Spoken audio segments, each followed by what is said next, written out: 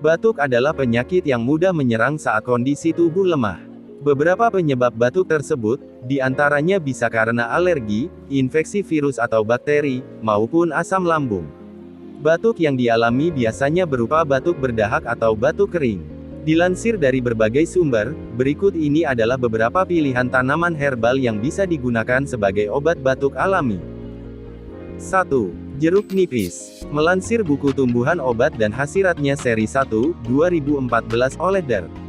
H. Arif Haryana, beberapa bahan kimia yang terkandung dalam jeruk nipis, diantaranya asam sitrat sebanyak 7-7,6%, damar lemak, mineral, vitamin B1, citral limonene, felandren, lemon camphor, granil asetat, kadinen, dan linelin asetat. Selain itu, jeruk nipis juga bisa mengandung vitamin C sebanyak 27 mg, 100 gram jeruk, kalsium